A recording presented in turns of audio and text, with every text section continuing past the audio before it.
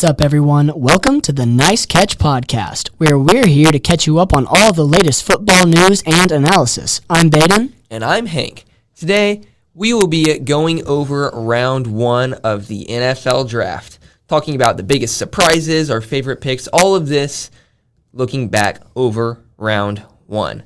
And Baden, I gotta say, there were quite a few surprises in this round. As we talked about last episode, our predictions, a lot of this didn't really play out like we expected. And it started at, I think, number 3 and kept playing out throughout the first round. A lot of players going a lot higher than I expected or going to just a different place than I saw. So what do you think? Just start at the top, kind of jump around, say what things that we like, things we didn't like. We can skip over some, like we knew Fernando Mendoza was going number 1. Exactly. David Bailey, it was a 50-50 chance, was going number 2, and we knew it was just going to be the top edge rusher. It was going to be the best edge rusher, who they expected or saw to be the best edge rusher for them. Mm-hmm. Yeah, for sure. I think just working through it like that, it's going to be good. But obviously Fernando Mendoza number 1, David Bailey number 2, like that all makes sense. And then at number 3. I will say in the episode, we did talk about the possibility. You even brought up, you're like, I'm thinking that we're going to see them go tackle. That's what you put, at least on the mock draft that we, the final mock draft that we posted on our Instagram and that we kind of worked through. But you did say, I wouldn't be surprised if we see the Cardinals maybe go Love. Even like looking at the episode 48 notes, you have Bailey, Reese, Mauigoa. Episode 48 notes. Tackle for Miami. I wanted to make sure I was saying his name. Yes, Francis Mauigoa. Or Love. Yeah. Little question mark there. There was a question mark there, but we thought about it, and there we had it. Jeremiah Love to the Cardinals. And I even said, I was kind of not with you on that one. I was like, I feel like running back is the least likely thing that we're going to see out of those options. But sure enough, Jeremiah Love to the Cardinals at 3. When you first saw that, what were you thinking? Yeah, I agree. I was, like I said last episode, if they're looking to fill a need, which is a lot, running back's not where you go. Mm-hmm. You go Arvell Reese, David Bailey, whoever's still there, or you go Francis Mauigoa, who is consensus best tackle on the board. We'll get to that in a minute. But if you want to go best player available, Jeremiah Love, a lot of analysts were saying, is the best player in the draft. So, and when they picked Jeremiah Love, yes, I was surprised. And I was talking to one of my friends who's a Cardinals fan, and he was not happy. But I think in a few years, Jeremiah Love is going to be a great fit, and no one will be complaining. Yeah. Because the Cardinals are not going to win this year or probably next year anyway. Whether it's tank for Arch Manning or whoever's number 1, or just kind of figure it out a few years from now, Jeremiah Love will likely be a great running back, and people will look like, oh, well, of course he went number 3 overall to the Cardinals. Yeah. But yes, they already had a good running back room with James Conner, and even bringing in some depth this year that was new. There's going to be some good running backs that get cut from that roster. But yes, if you're looking for best player available, it makes sense. Position-wise, not really what was most valuable. You left yourself with still some gaps. And then next pick, though, I think was about the same thing. If you're looking at the Titans, well, not exactly the same thing. If you're looking at the Titans, there's a lot of gaps. And just because of Robert Saleh, I was thinking, defender. Defender, yeah. If Arvell Reese or David Bailey's still here, they'll go there. Arvell Reese is still there. He's a great fit. Sonny Styles, such a great fit for a Robert Saleh defense. Instead, they go wide receiver, which is a great addition. Mm-hmm. Because you don't want, Io Manor to be your number 1 wide receiver, especially in Cam Ward's development. And Carnell Tate, Ohio State wide receiver, pretty much every first-round Ohio State wide receiver besides maybe Chris Olave with only injuries has been such a huge hit. Mm-hmm. So I think this is a great pick, but definitely a surprise based on what we had projected and I had expected to see. What did you think, Baden? Absolutely. I like this more than not that I don't like the Jeremiah Love pick, but I think this it makes more sense to me. Cornell Tate to the Titans, because with Cam Ward continuing to, going into this second year, you have Cam Ward. You have a defensive coach who's going to help make your defense better anyways, which it does. Like, in my mind, defensive coach, you're going to, like, his default is going to be to boost the defense. But we see here, okay, you got a defensive coach. He's going to automatically make the defense better, hopefully. So now you're like, okay, let's put some faith in Cam Ward. Let's help him out. He's our guy. And so let's get him some help moving forward. And so I really think that was a good pick. Like you said, like there's other places they could have gone, but definitely, I mean, best player available that fit into their team. And so I think wide receiver was good. And of course, Cornell Tate, Ohio State, like picking a receiver from Ohio State is never going to go wrong for you. That's it's just the truth up to this point. That's usually a safe bet. And so... And, of course, something I did overlook in the pre-draft process with the Titans is that Brian Daboll is a new offensive coordinator and, of course, didn't play out super well, head coach with the Giants.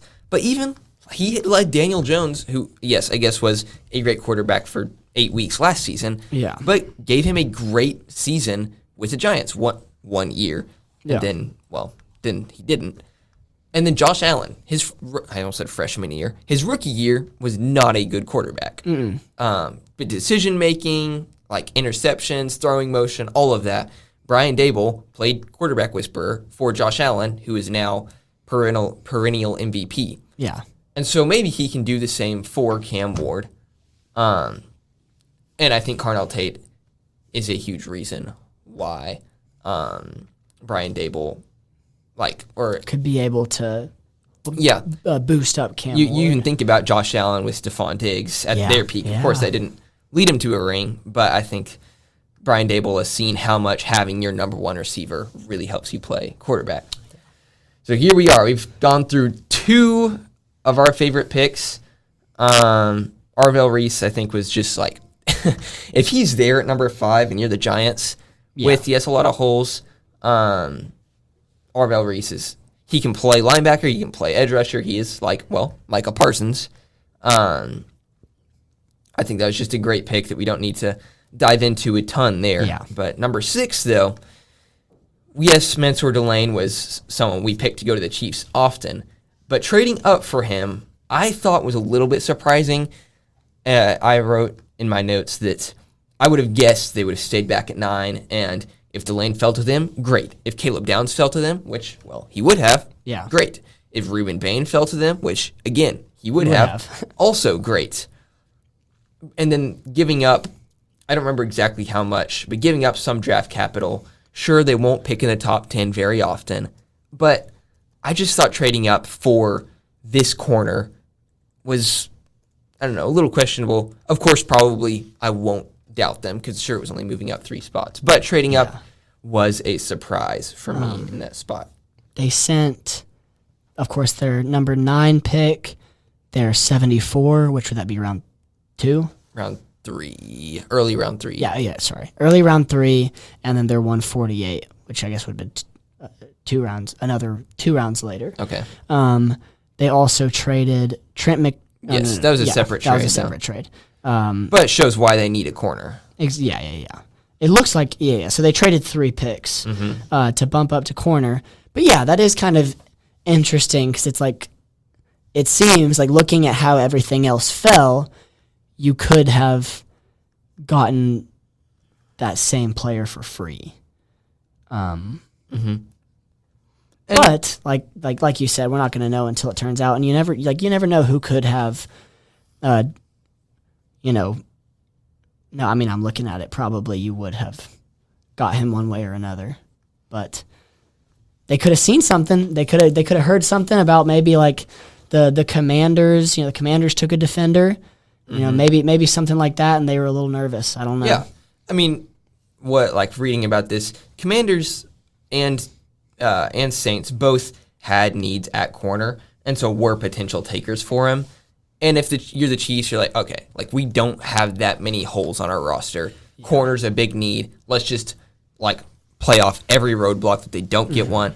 And like the Browns are gonna be willing to trade back if you give them a good offer. Yeah. And so, sure, I guess looking at it that way, it does make a little more sense for me at this point. For sure, that's fair. And if you have somebody that you think fits perfectly and it's going to be a difference maker, you're going to want to get that guy. And they got their guy. Hopefully, well, we'll see next season. Yeah, exactly. We'll see, and they're probably going to run it back, win another ring.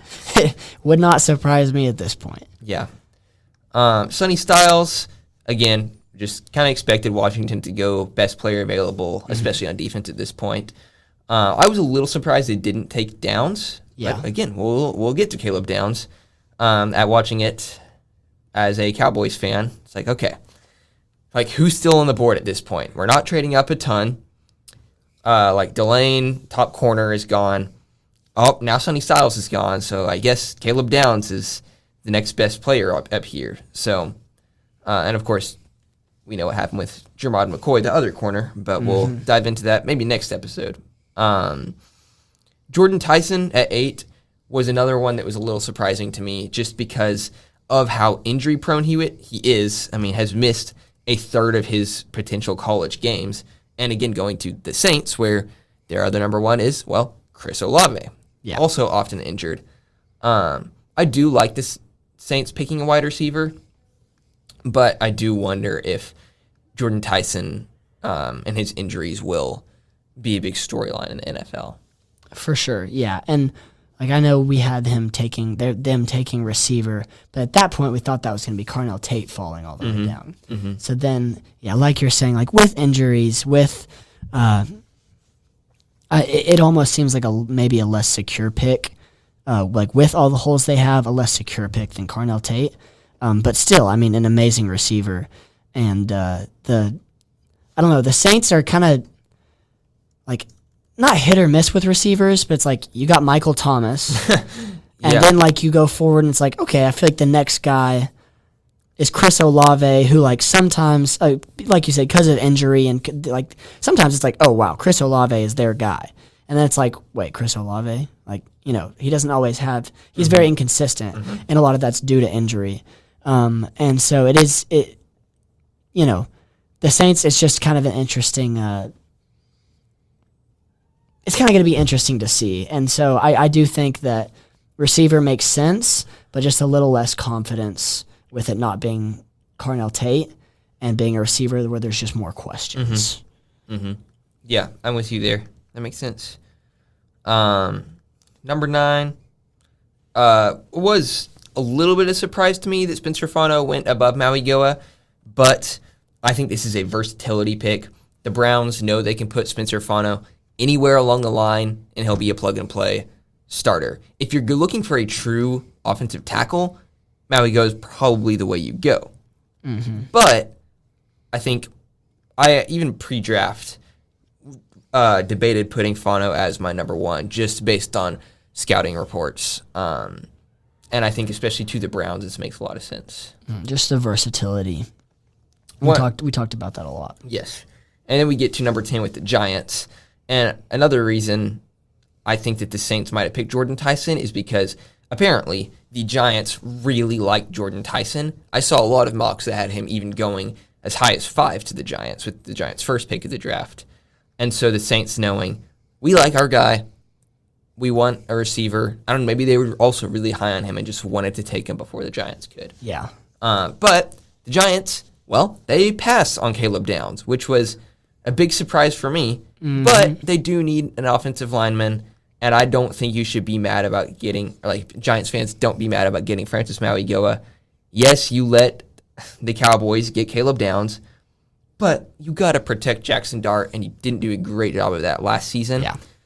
And so I like this Maui-Goa pick overall. What do you think, though, Baden? Do you think that offensive lineman was the way to go, or was Caleb Downs missing on him something that they're going to look back on and regret? I definitely think missing on him is, I think there's a big potential that ends up being a regret, mainly because he went to the Cowboys. So you're going to be seeing him at least twice a year, and I mean, you handed him away to the Cowboys, and I feel like it was pretty guaranteed that they were going to take him if you let him slip.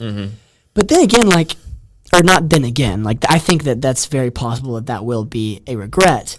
But I think taking a lineman is still a really good pick because kind of like what I was talking about with Cam Ward is Jackson Dart proved he's your guy. Like you want to build around him, and then even Scattaboo gets back and is healthy. He was fun to watch. And not just obviously he was fun to watch, but he was productive. And so you're helping him out. You're helping QB out. And so I love offensive linemen here. And I think if it's not the Cowboys that he had fallen to, it would have been a much better pick. But it's just the fact that you're going to be playing him twice a year. And yeah, you made your offense better, but you also let a rival's defense get better with like a standout guy who is going to be hurting your quarterback. Having to throw against Caleb Downs is going to be hurting your QB. And so it's kind of a not even a lose-lose situation. I think they won big with Maui Goa, but there's definitely you kind of left some danger. You left some unknowns out there by letting them get Caleb Downs. But no, I don't hate the pick. I think it was a great pick. It's just the downside's very obvious. Yeah, kind of in your face. The downside. The downside. I was definitely see. That is why we only have 5-star reviews on Spotify. That stuff right there. You can double check us. Baden is correct. We only have 5-star reviews. 5-star reviews. We'll leave it at that. Yeah, I don't think that. What is it called? Why am I blanking? Something Heights. What's the Kelsey's podcast called? Let me see. I'm gonna go look this up. Kelsey It's something Heights. New Heights. Bro, that's so... I probably could have figured that one out. Yeah, I'm sure they don't only have 5-star reviews. No, we might be one of the highest rated podcasts out there, realistically. Yeah, exactly. One more piece on Maui Goa before we move on to who the Giants passed up on is that the Giants didn't necessarily have a need at tackle. Of course, Evan Neal hasn't been like a top 10 pick as they wanted him to, but he's been good enough. And having Marcus and Bow, also like you don't necessarily have this need. Guard is where you have a bigger need, and so a lot of reports after Maui Goa comes in are that he'll likely play left guard. But it is also a little funny that the tackle who can play guard, which is what Spencer Fano is known as, went right before Maui Goa. But it'll be interesting to see, obviously, a lot of size, being 6'5", 329, and having played mostly tackle in college. But I think Maui Goa, as you said, is a great pick. But the Cowboys get Caleb Downs. Watching this, once the Giants didn't take Caleb Downs, okay, now we just need the Dolphins not to. And then the Cowboys trade up, give up 2/4, but like to get Caleb Downs, yes, like 2/4 is worth it. Yeah. Whoever you're going to get for those 2/4 probably won't be able to compare to Caleb Downs. Yeah, and his production. Like, this is, sure, it's a safety. Top 10's a little high or 11 is high for a safety. But again, this is Caleb Downs, like SEC Freshman of the Year before he transferred to Ohio State from Alabama. I'm sure you saw Malik Neighbors' reaction to like, no, this guy was so good. I do not want to have to play against him twice a year. Analysts are saying steal of the draft, which, if I'm being honest, kind of worries me because, like, analysts a lot of times, you think about Mel Kiper being like, if, I don't remember, this was like 20 years ago, this quarterback from Notre Dame isn't a good pro, like, I'm done, I'm retiring. Well, he wasn't a good pro, and we still have Mel Kiper. But yeah, I'm a little almost worried because expectations generally aren't what people assume. Like when the Cowboys drafted Micah Parsons and they drafted Jabril Cox out of LSU a few rounds later. Analysts are saying, like, I would not be surprised if Jabril Cox ends up being a better player Jabril Cox has not been in the league for the last several years. Yeah. And Micah Parsons, Parsons is perennial Defensive Player of the Year candidate. Yeah. But Caleb Downs, I mean, people are saying the Cowboys had the best draft in the league. So I'll take it. Yeah. But I don't want to set expectations too high. For sure. That completely makes sense. And that's the thing with analysts is, I think sometimes they look at too much and they kind of overdo stuff and then it ends up not. They like try and make not that this is like saying Caleb Downs was a steal isn't making a crazy pick, but I think sometimes they like try and throw something wild out there so it'll hit and then they, like LeBron. LeBron, we're good. Ben Simmons is here. Ben Simmons is here. Give me Iguodala. Give me Iguodala. You're saying Lonzo better than LeBron? Yes. Anyways, back to football. Caleb Downs, safety to the Cowboys. Great pick, possibly a steal. We'll see how it plays out. Yeah. I think getting a big name with some hype behind it is a good thing for the Cowboys defense, especially with a little bit of a not deflation, maybe losing Micah Parsons. That your defense is a little deflated. So getting somebody like Caleb Downs, like that's a big name, just some confidence, something for the fans to enjoy. I think there's nothing that can go wrong. Well, I won't say that. Yeah, please don't say that. I think they're in a good spot. I think that was a great pick. And I mean, why would you like if since he fell that far? I think that's an easy decision. Yeah, and then the other side is the Dolphins trading back, and I'm a little surprised. The Dolphins with a big need at secondary after trading away Jalen Ramsey for Minkah Fitzpatrick to come back. Yes, I guess the need is more at corner than at safety. But besides Minkah Fitzpatrick, I don't even remember if he's still on their roster. I didn't research as much. I'm looking it up now. But I would have assumed that they would have been like, Caleb Downs fell to us. We need a safety. Because, yes, they don't even have Minkah Fitzpatrick anymore. And obviously don't have Jalen Ramsey. They don't have any studs at corner, really. And so they trade back. And my guess is that they just had Caden Proctor ranked really highly. Which, again, I thought that this was really high for him because of his inconsistency in college. Before his senior, or I guess this is his junior year, I think, there were a lot of mocks that had him going at top 10, like top tackle in the draft. But because of his inconsistency, I thought he was a later, like 20-something, or maybe 17 to the Lions made a lot of sense. But I think that offensive line wasn't as big a need for the Dolphins as corner. But again, you're never going to regret giving your new quarterback who you're paying, I don't remember how many million, a lot of $1 million in Malik Willis, a star offensive tackle. Yeah, no, for sure. The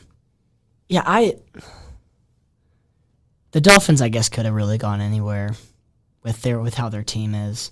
I know we talked about receiver a lot. We kind of threw kind of anywhere for the Dolphins, but I think Caden Proctor, bumping up your helping your offensive line at this point, just there's so much that getting an offensive lineman to help out.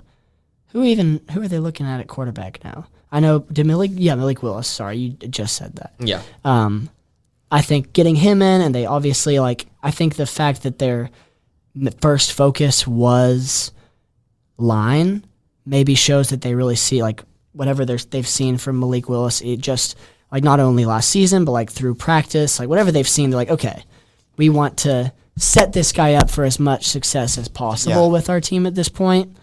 The Dolphins, I guess I would kind of was sitting there just whatever pick they take is going to be good. They need help anywhere. So yeah, I think line was great, and I really hope the best for Malik Willis. And so, Liberty University guy, like that. And so helping him out, keeping him safe, protected, I think that's great. Yeah.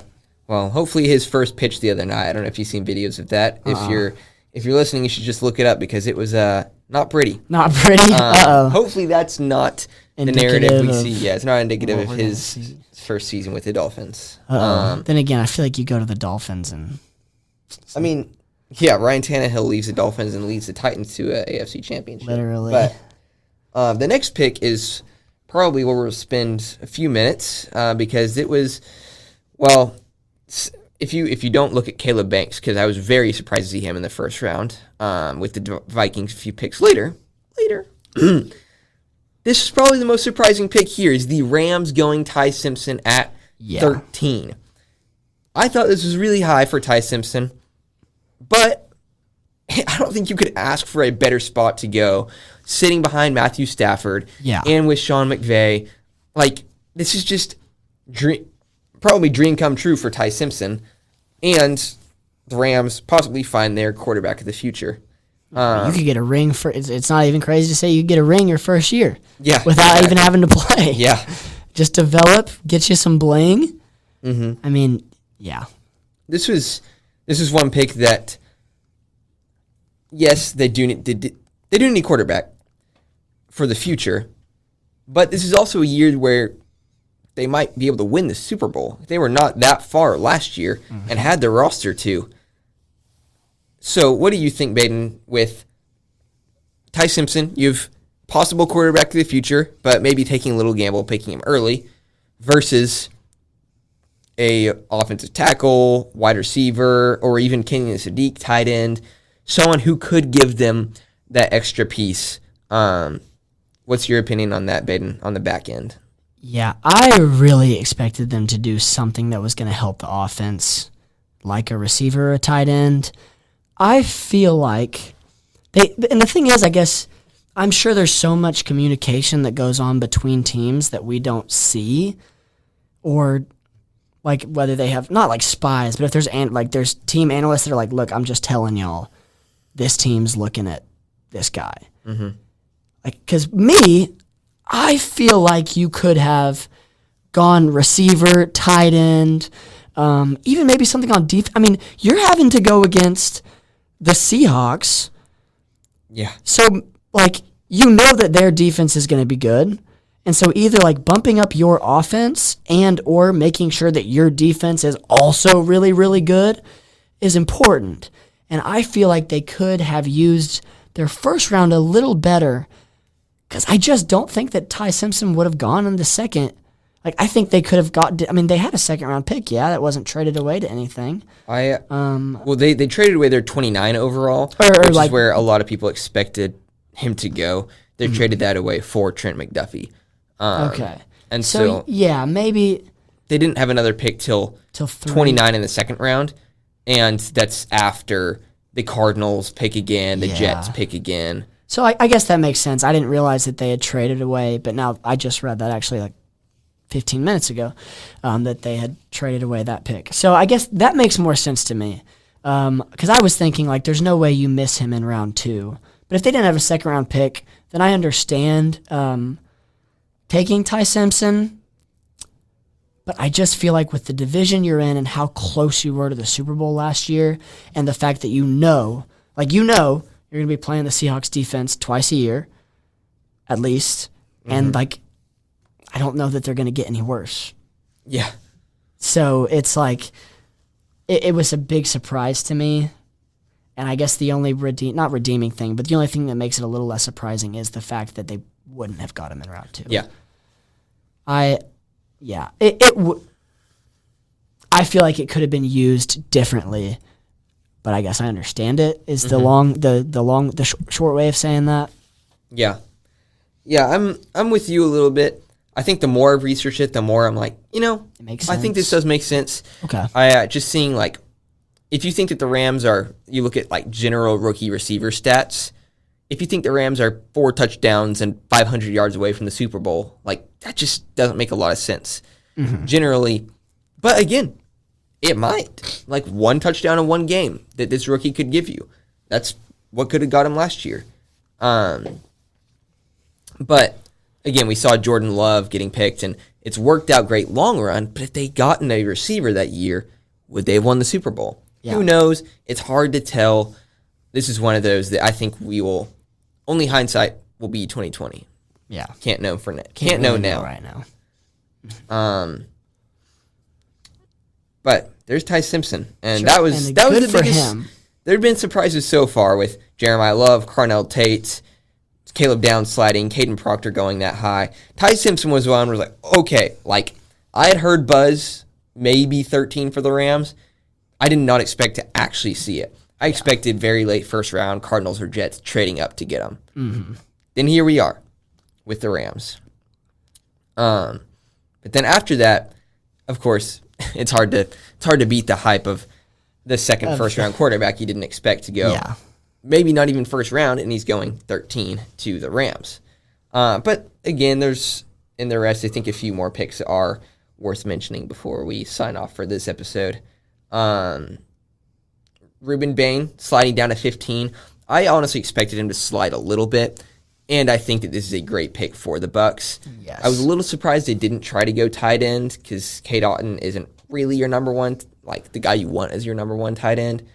But they haven't had a guy with double-digit sacks in quite a few years. And Ruben Bain, yes, has small arms, but so does Micah Parsons. Not quite as small. But I like the Ruben Bain pick here. And then Kenyon Sadiq going to the Jets, I think was a good fit. I'm surprised he didn't go a little bit earlier. I agree. Any of the two teams before him. Yes, even the Rams. I guess three teams before him. But and then if he didn't go there, I would have expected to see him in the next couple picks. But this is about the range we expected, and I hope he's an X factor. A good tight end is always so fun to watch. You think about Brock Bowers, Sam Laporta, just these or George Kittle. These guys can be an X factor. I mean, Travis Kelce. Travis Kelce. Gronk. Yeah, Gronk. And then I think, obviously, Ty Simpson was a surprise. The biggest reach in round one was probably Caleb Banks, especially because every mock draft I had, the Vikings took a safety. Whether it was Dylan Thieneman or Emmanuel McNeil-Warren. Whoever was on the board, like Vikings, one, need a safety now. Two, Harrison Smith's retiring soon. Give him a safety. Mm-hmm. Instead, they go defensive tackle and someone who was expected to go late round two with Caleb Banks. This is just a pick that was surprising to me. And then, of course, Lions, Panthers both go tackles. Those picks between Ty Simpson and when the Eagles picked, I think, all mostly made sense to me except for the Vikings pick. What do you think? No, I do think that it kind of fell back in line maybe, and was like, okay, yeah, this starts to make sense. Mm-hmm. The Vikings, definitely that was a surprise, but I don't know. The Vikings are just kind of all over. Like, I don't know. I wasn't shocked just because, like, I feel like being able to boost up that defensive line is always really good. But there were definitely better places where they could have went. But I feel like after, like, kind of like you were saying, after about maybe 15, like after 13, it kind of all fell into place again, I guess. Like I felt like it got more predictable, and it was like, okay, these teams are doing roughly about what we expected them to. Throughout really the rest of that first round. But yeah, I feel like with safeties on the board that could have been a big help. Like I don't know if you've looked up or done any research as to why like they didn't go like someone like Dylan Thieneman, because it's like you were saying, you're losing Harrison Smith. You need that gap to be filled. And so, like, have you seen anything or any buzz as to why? I haven't researched much. I probably should have before this. But even they didn't take a safety until end of round 3. And so that was especially surprising to me. Yeah. But yeah, I feel look like into that. Those middle ground teams, like I feel like the Vikings are kind of there in the middle. Like making your, I feel like defense, we talked about this a little bit last episode, but like defensive line, offensive line, those are always safe picks. Especially like a DT, like interior defensive lineman. Because a lot of times like that X Factor guy is the edge rusher, and like you can miss on an X Factor guy, you know? But going like a tackle, like interior line, somebody who is kind of just getting in there, taking up space, I feel like that's always a safe bet. So it's not like a complete shock, but it is, what's shocking, I guess, is that they didn't go safety. Yeah, and that they go defensive tackle this early, and a player that was a little bit, I don't know, didn't expect to go this early. Yeah, like definitely not, I think, seen first round on pretty much anybody. Yeah, that is definitely the case. And with other like other tackles up there. Kind of a surprise that that's where they went. But yes. Yeah. Let's see. We got 12 picks left. A lot of them are offensive linemen, defensive linemen that, you know, makes sense just filling a good hole. I think, the Eagles pick was, of course, with the news that A.J. Brown is almost definitely going to be traded post June 1st to the Patriots. Makes sense to go wide receiver. Trading up with the Cowboys. Last time the Eagles traded up with the Cowboys, they got Devontae Smith. Hey. Cowboys got Micah Parsons. Hey, worked out for both of them. And this time, wide receiver, edge rusher. But what's especially crazy about this pick, I'm sure you saw, Baden, that the Steelers were on the phone with Mekhi Lemon telling him, hey, we're drafting you. Little did they know the Eagles were trading up ahead of them to draft Mekhi Lemon. I saw that. That was wild. I couldn't imagine what that's like as a player getting that call. Because he's like, wait, why is Philly calling me? Like, I already got drafted. Yeah. And then seeing the call from the Eagles personnel, like, hey, like, we just traded up, we're drafting you. I couldn't imagine. But I think this is a good fit. I think getting Mekhi Lemon at 20 is good value. He was the 10th overall prospect for ESPN, and fills a good hole with A.J. Brown being gone. And trading A.J. Brown's probably a good decision for them. Yeah, definitely, especially with like the failing relationship that's just so obvious. Like it's not one thing that we've talked about a lot the last like really 3 seasons, and it seemed like, oh, maybe it changed 2 seasons ago, but then clearly not.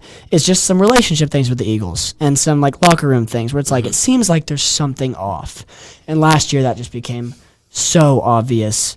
Really, like one of the biggest things was between Nick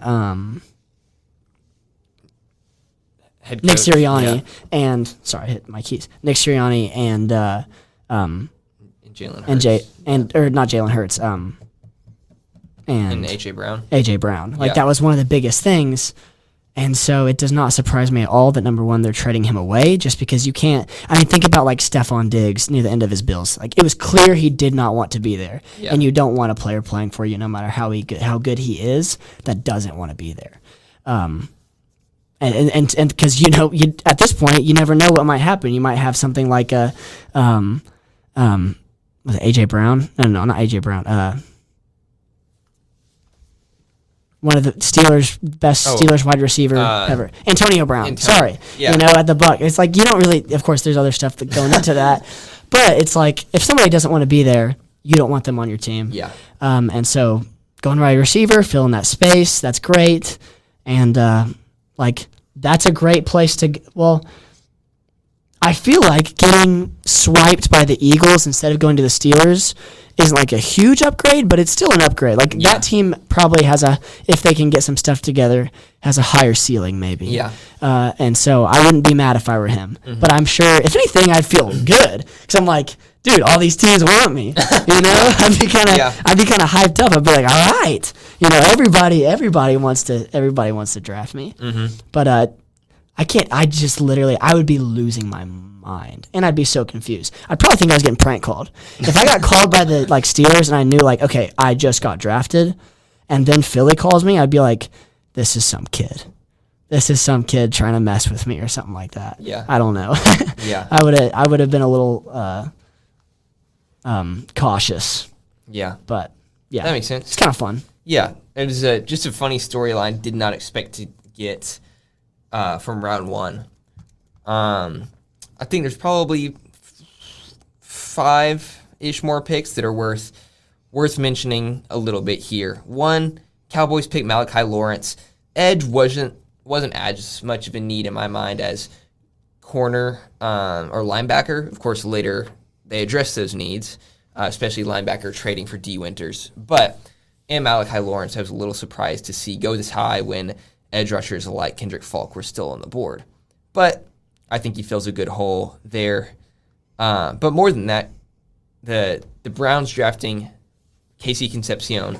Yeah. I definitely think receiver was something they needed to leave first round with. Some people didn't like Concepcion going that early. I'm higher on him just having watched him a lot, seeing how dynamic he is.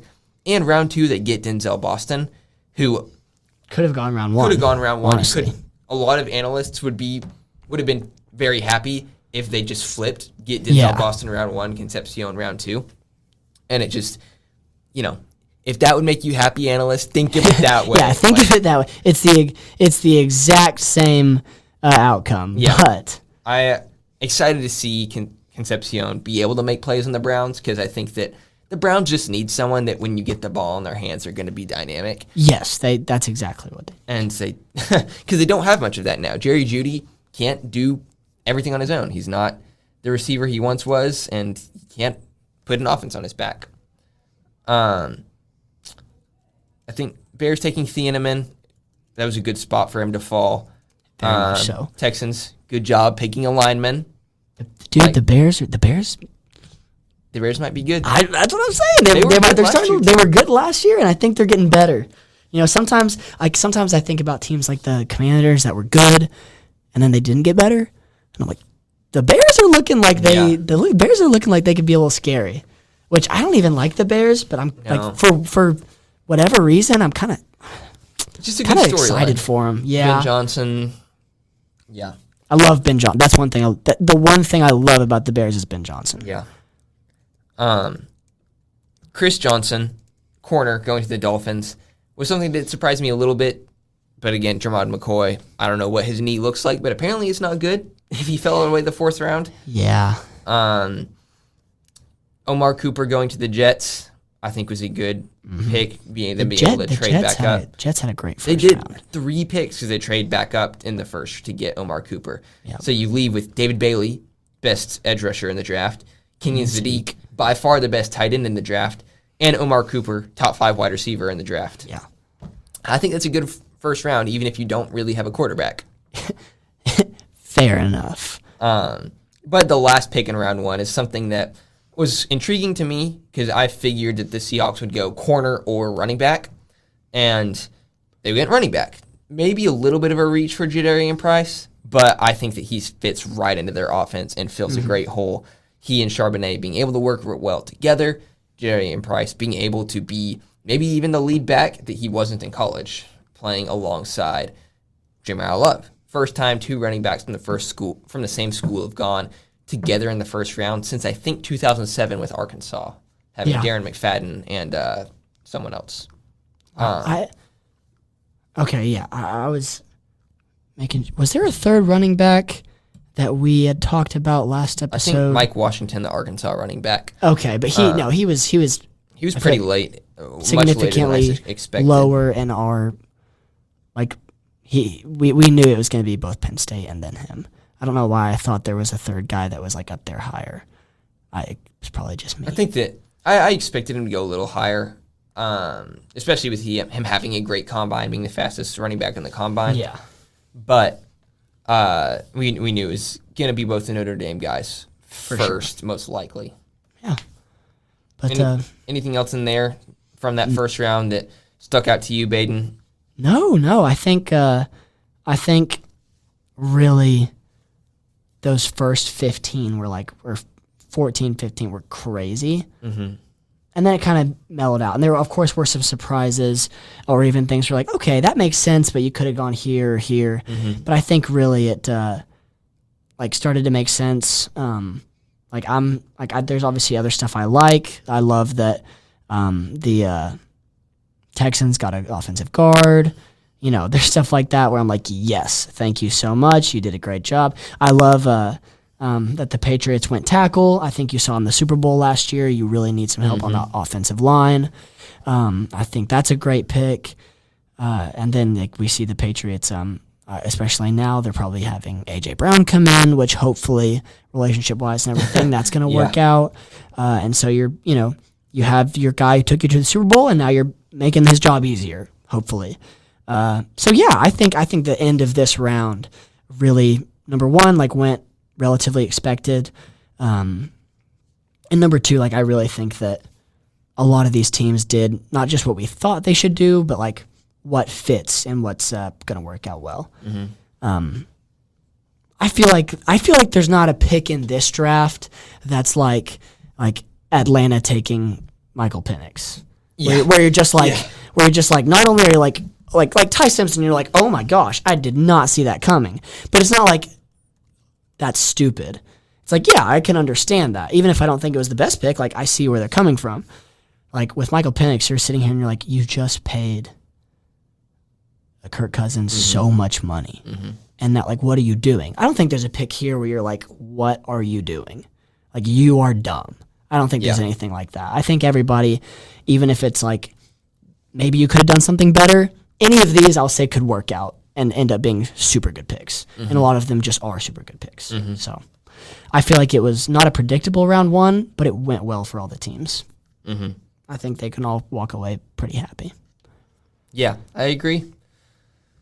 Well, there you go. That's our round one. Next episode, I think we'll just dive into more overall, most improved teams, best, whatever. We'll see you when we get there, which is going to be in about 5 minutes for us. Oh, but about a month for y'all. So for sure. Hang in there. Hang in there. It's coming. It's coming soon. All right. Awesome. Well, thanks for listening to the Nice Catch podcast. If you love football, continue to tune in each episode from the offseason all the way through the playoffs. This is a Nice Catch podcast.